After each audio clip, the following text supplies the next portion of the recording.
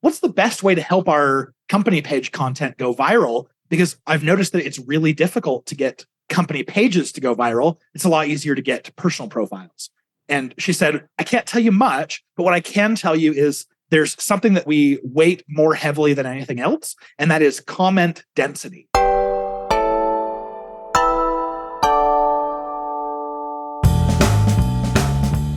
Hello, team, and welcome back to another episode of the Confessions of a B2B Marketer podcast. We are joined today by AJ Wilcox, possibly the most passionate guy I've ever met regarding LinkedIn, organic, and ads. So we split this episode into two. First, we talk about his organic strategy, some pretty awesome stuff there. And then we move on to what's working right now in LinkedIn ads. Before that, let's jump in and talk about SaaStock USA. Is going to be massive May 31st until June the 2nd. And let me just give a couple of shout outs to the guests. Who is speaking at SaaStock USA? We've got Nathan Latka, SaaS legend. We've got the CEO of Drift. We've got Scott Ernst, founder and CEO of Demand Maven. That's Asia Arangio. We've got Will May, the CRO of ClickUp. We've got Kathy Gao, who is a partner at Sapphire Web Ventures. Anthony Canada, who is co-founder CEO of Audience Plus. Big names. It's going to be a massive event. If you want 20% off a ticket, there'll be a link below. Also, if you're interested in sponsoring, you can click on the other link and you can then go reach out to SaaStock and sign up as a sponsor. It's going to be massive. Trust me. Let's jump into the episode right now with AJ. AJ, welcome to the show. Awesome. Thanks, Tom. Excited to be here. The LinkedIn master. I don't know about that, but we'll see. You can be the judge on that one. For sure. So everybody, first off, go check AJ Wilcox, search for him on LinkedIn, check out his organic stuff. That's what I've been doing today and over the past couple of months, to be honest. But what I wanted to do in this episode is dig into what you're doing on LinkedIn, both organically and paid, because I know that that's what the business does. So you have a lot of experience there. And if possible, I want to start with organic. And specifically, my first question is going to be specific around comment gating. Love it. Well, first off, I think you hit it exactly on the head. My agency, we focus only on LinkedIn ads, but I'm a huge fan of LinkedIn organically. I love the strategies. I love checking out and see what other people are doing. And truth be told, I mean, even though we're a LinkedIn ads agency, over, I would say 2/3 of our leads come from our organic presence on LinkedIn. And it's not all me, it's some of the team too. But yeah, let's talk about comment gating. So specifically, we had a post go out about 3 or 4 weeks ago where we did a process called comment gating, where you're essentially saying, I have this awesome asset for you, comment below to get it. And we've done this, we've suggested it to our clients before, suggested it to others, but never actually done it ourselves.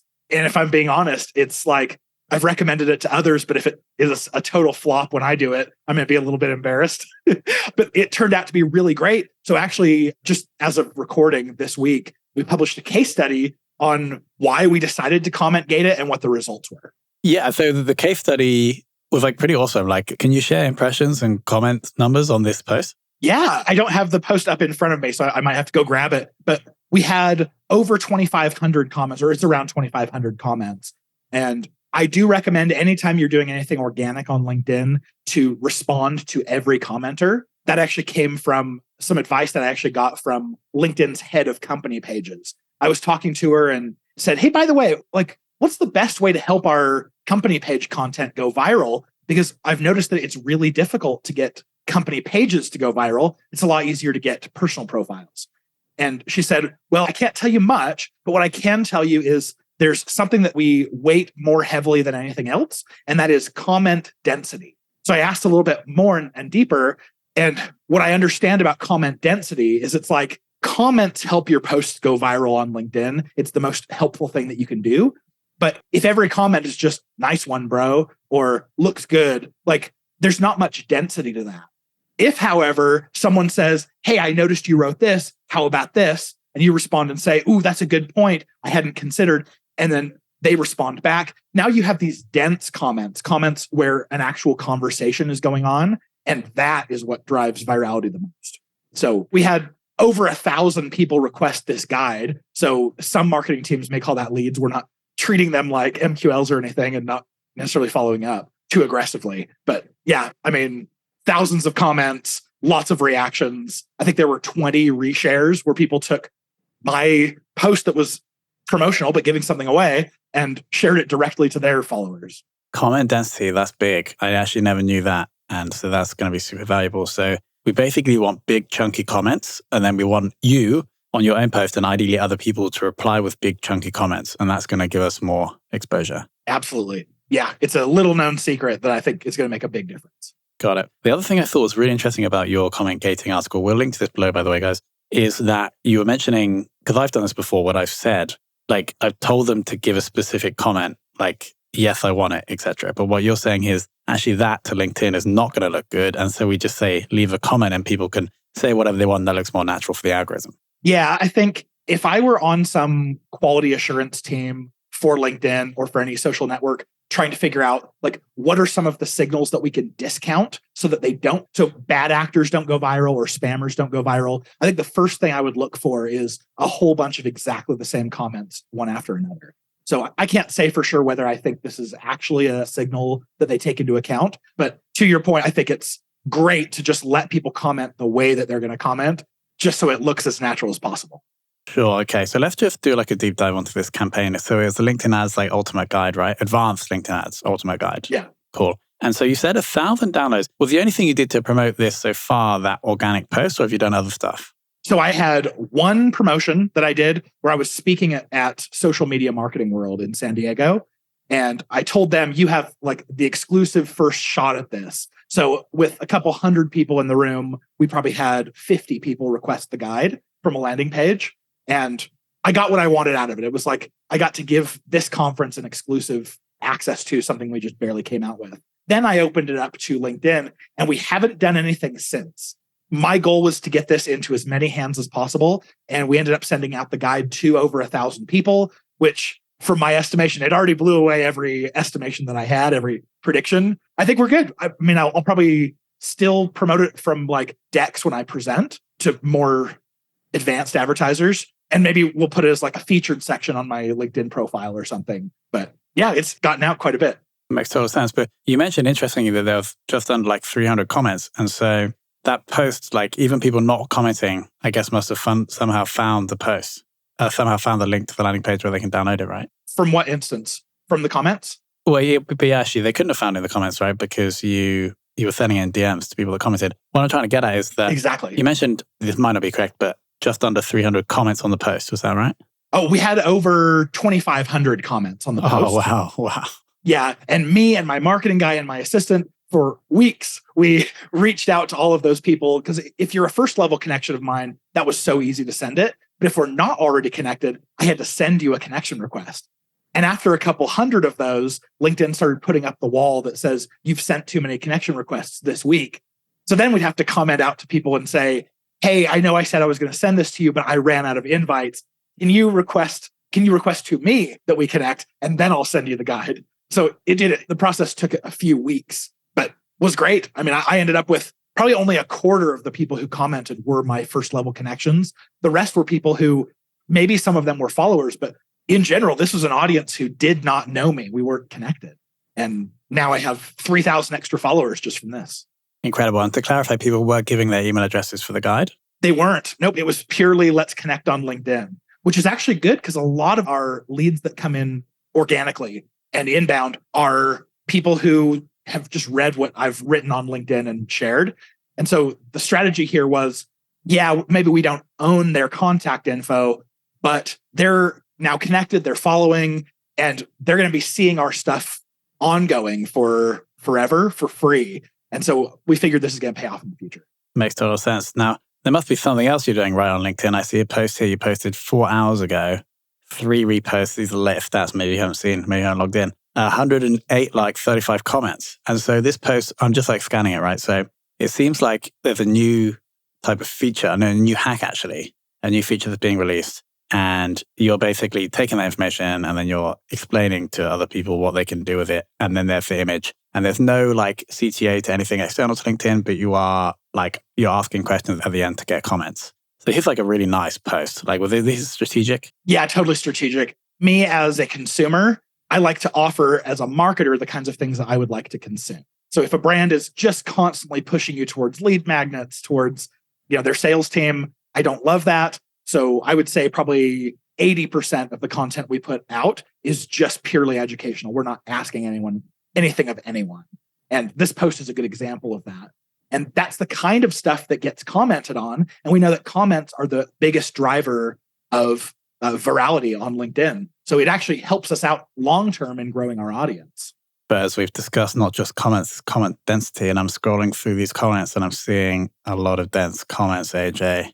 Loving it. Amazing. Okay, cool. Yeah, we try to eat our own dog food. Next up, you also have, and I haven't really got my head around this, the LinkedIn email newsletter. Is that working? Is that working for you? Yeah, it totally does. In fact, when LinkedIn very first comes out with a feature, very similar to any other social network, they like to give an abnormal amount of attention to that feature. So I got access to a LinkedIn newsletter. I got access to it in the first month or two that it was out. And we debated, should we do this? Is this worth it? It's more work. It was actually my head of marketing who suggested it. And I acquiesced and said, okay, if you're going to help me with it, let's do it. And turned out within the very first weekend of offering it, we had more subscribers to our LinkedIn newsletter than we have to our actual email list as a company, which is embarrassing to admit, but it continues to drive. I don't think LinkedIn's giving as much attention to it as they were earlier, but I definitely think it's still worth having. Got it. And then you also distribute your podcast through that LinkedIn newsletter. Yeah. Every episode we send out to our email list. We make an announcement on LinkedIn and we add the whole actually show notes page to our newsletter. Makes for good content to send out. For sure. And we'll link to the pod below as well. Is LinkedIn actually sending that newsletter out to people's emails, or is it just giving people notifications on LinkedIn? That's a good question. I don't think I know the answer. I know at some point they would email out and let everyone know that a newsletter had arrived. I don't know if they still are, but they started out that way. Yeah, interesting. I really need to get to the bottom of that. Makes total sense. Okay, cool. So let's just summarize what we've learned about LinkedIn organic so far. We want comment density. We want to offer massive value up front. We can use comment gating if we like, but we're not going to prescribe what type of comment. Anything else I'm missing? Just drive anything you can.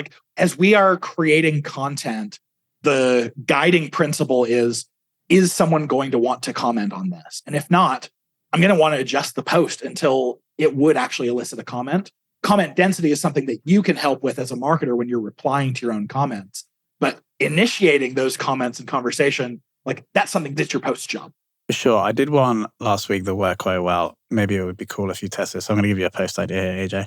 How did it do? Well, probably not as good as yours, actually. So it's just a one-line post. I'll link to this below, guys. In 5 words or less, what advice would you give someone starting a B2B marketing team? So you could obviously adapt that for LinkedIn ads, right? Oh, yeah. 75 comments. But what I'm actually doing that is I'm restricting comment density, aren't I, with that 5-word thing? Probably increasing number of comments because it's lower barrier to entry to comment, but we're not going to get dense comments. You could then reply to all of those and ask a deeper question.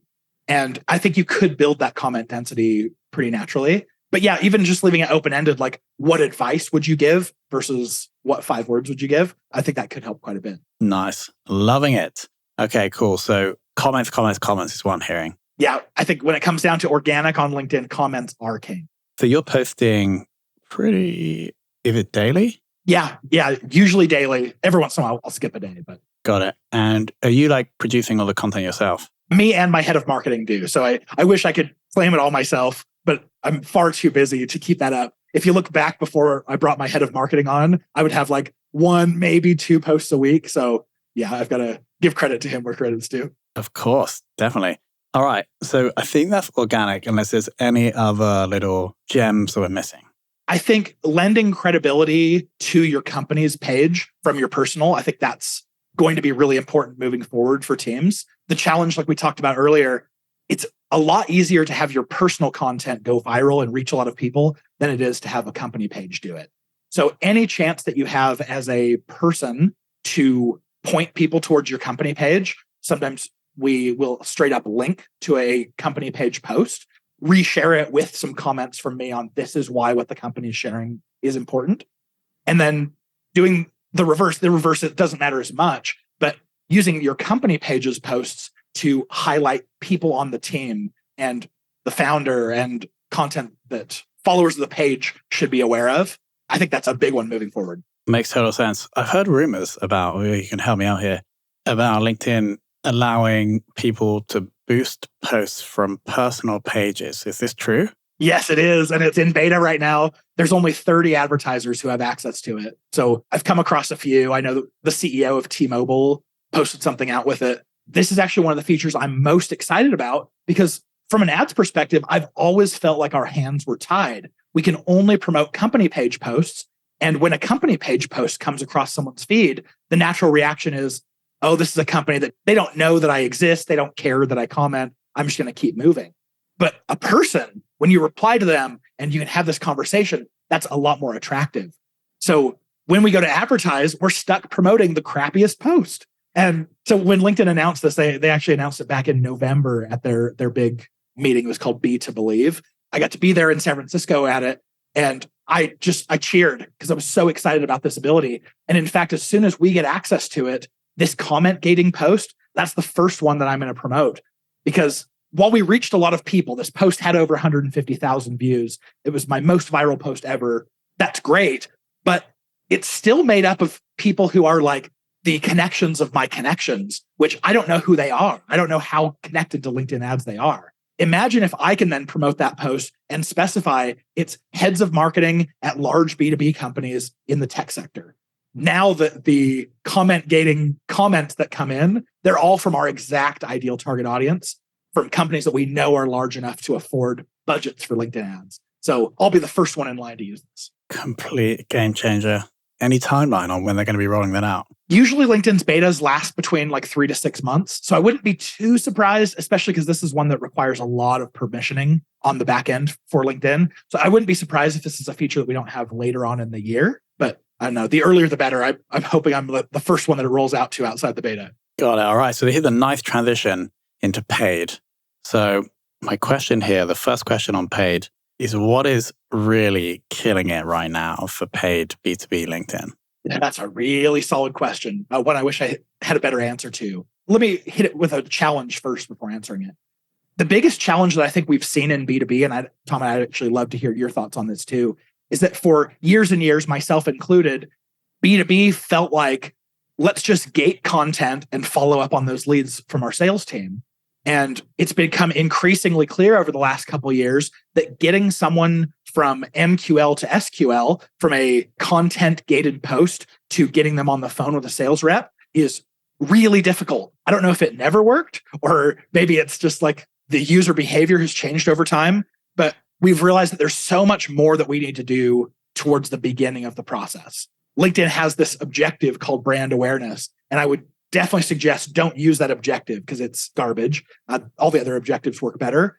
But we really do need, like outside of the objective called brand awareness, we really do need to build this brand awareness to get people to know, like, and trust our brand before we ever ask them to hop on the phone with a sales rep. Got it. And you're saying that LinkedIn ads is a good way to do that because you can pay to ensure your posts are being seen by the specific people that you know could be buyers? Yeah, I think that's the real magic behind LinkedIn because I'm not a LinkedIn ads fan. I'm a fan of the results of targeting exactly the right people with the right message and what that can do for a company. It just so happens that LinkedIn ads is the only platform on the planet that lets us reach exactly the right people at scale. So even though LinkedIn started out with a really crappy retargeting product where we couldn't count on our retargeting getting enough people in the audience and showing enough, just the simple fact of, hey, I've been targeting our ideal client profile for 6 months, a year and a half with helpful, useful content that they're going to like that makes them want to trust our brand, even if I don't use retargeting. So now their retargeting has gotten better. Now they have this ability to retarget based on interactions that actually happen on LinkedIn. So now we're showing ads to people like, hey, because you watched at least 75% of this video ad, now we're going to show you the next one in the sequence. Or because you visited our company page, now we're going to show you a certain sequence of ads. This has all gotten better. And I'm really excited about this ability now to better follow up with people. Got it. So we're going to be producing information, whether that's written, text, or video, that's going to, seems, educate our ideal buyers about the problem that our product or service solves. So we can ideally add value to their lives, even if they don't come and buy our thing. And then, am I on the right tracks? Yeah, I think you're exactly right. Yeah, make sure that you are in front of the right people providing value so that when they do feel the pain, you're the first one they think of. For sure. And then what you're saying is the other dimension here is that as people consume that content or they take other actions, you can then change the information that we're feeding them on that journey. Exactly. Cool. Can we try and give an example? Like if I picked up I feel free to use a real example from that you've worked on or even your own company, or we could pick a fictional one like a sales software company that specifically like we have a client here that they just sell software that helps calculate compensation for sales reps. And so I assume and feel free to interrupt me and explain how you would do this, but we're going to be showing information to, I assume it's like the sales ops manager about how important it is to get the comp right for their reps. And then we're going to take them on the journey. Is that about right? Yeah, I think so. And you're starting from a position where you already know the ideal target audience for this. Like you already know that this is sales ops people. I think a lot of people, maybe you're responsible for a product, but you don't quite know who it is who feels the pain point that you solve. So you might start by targeting all people who are, let's say, manager or above in sales at certain types of companies. And as you're looking through your reporting, as things come back, you might see that this job title of ops manager pops to the top of like, oh, we're advertising to all of these sales titles, but 30% of our leads are coming in with ops manager as a title. Maybe we should focus more on that. So you're actually in a really privileged position already knowing who this audience is. But I think you start with the assumption of like, we know we need to build know, like, and trust with this audience. To know, you have to know what a company exists and what it is they do. So I think the first layer would be starting out by showing ads, ideally video, because I think you can communicate so much more emotion in video, but video helping them to get to know your company and what you're solving with no real call to action other than like, hey, if you want to learn more, come check out the website. Then you get into the like phase where you're starting to offer them solutions, offer them information that helps them solve some of those biggest pain points that they feel at work. You don't have to be suggesting your product at all at this point, but just letting them know like there are solutions to your problems. Here are some of the manual ways that you can do it. Oh, and by the way, there are software solutions that can help you do this even easier. I really like this aspect to it because it's totally possible for the company that you're talking about to tell people like, hey, this is how you can design a comp plan, or this is one type of comp structure that works for sales teams. And they could give it all out, but I still think they would get customers from it because customers would still say, okay, yeah, I could probably implement that, but this software is going to help us do it so much better. I'm covered in case something goes wrong because you screw up your comp plan for your sales team and all of a sudden you lose your sales staff. So I think in this case, even giving away the farm, showing them how the sausage is made could actually still be really good for the company. Got it. Okay. Know, like, and trust. And it seems like a big trust thing is going to be us actually explaining to them, this is how you run compensation, maybe manually. Oh, yeah. I think that could be great. And then the other things that I would add into trust, now you're actually starting to let them know, like, hey, here are other people who've experienced the pain point you are, and this is how we've helped them solve it. So now you're showing ads with case studies and testimonials, other things that help them realize that you really are the best at helping them solve this problem. Yeah, and it's like, and I totally understand it now you're saying it, that it's really just like classic content marketing, but then you're pumping that content through this platform that allows you to guarantee the distribution of the information. Yeah, that's exactly right. The same process is always applied in marketing. It's just, yeah, you could buy a billboard on the side of the road explaining what your software does and hope that of the 1 million people who drive by, 5 or 10 of them are going to be ops managers for sales companies. And you might still reach them. It might be a worthwhile return on your investment. But you think about LinkedIn, yeah, we're paying a lot per click, but we're reaching only the exact right people that we've defined. That's why the ROI works, even though the average cost per click on LinkedIn is like $8 to $16 per click. Have you heard about these LinkedIn ads? We're currently running them where, you know, the text ads, top right corner, you can like set them up and then not get any clicks. So you get really cheap impressions. Have you heard about these? Oh, yeah. I'm a huge proponent of this. Do you have them running for your business? We do. Yeah. Every time that we have budget and attention for it, I love to run text ads alongside any sort of sponsored content we're doing. We actually ran a study on this a few years back, and we found that just running sponsored content, we'd get this level of engagement. As soon as we had text ads running with just our logo flashing on the screen over and over and over, the lift of our click-through rate went up by 13%. So, and they cost next to nothing. I mean, like you said, they're free essentially. You can bid all the way down to $2 per click, and they have a 0.025% click-through rate on average. So that means 2.5 clicks out of every 10,000 times these are shown. It's a lot of attention for very little outlay on your part. For sure. I think we're at nearly 250,000 impressions and it's just still below $50. Yeah. So yeah, I assume like as more people clock onto this, I don't know, maybe the cost per click would go up. I don't know, you're holding the bids. So maybe they'll somehow make it more expensive. What do you think? Well, they do share inventory with LinkedIn's dynamic ads right now. So as dynamic ads get more popular, it actually steals inventory from text ads. So I wouldn't be too terribly surprised if in the future we actually lost this ad format altogether, because it's not very performant according to LinkedIn. But like we've talked about, it's actually really, really good for your branding and awareness. LinkedIn had a glitch a couple months ago where all of a sudden we lost a bunch of features, and it left us wondering, did we lose the feature because LinkedIn's going to be taking it away in the future? Or was this actually just a glitch?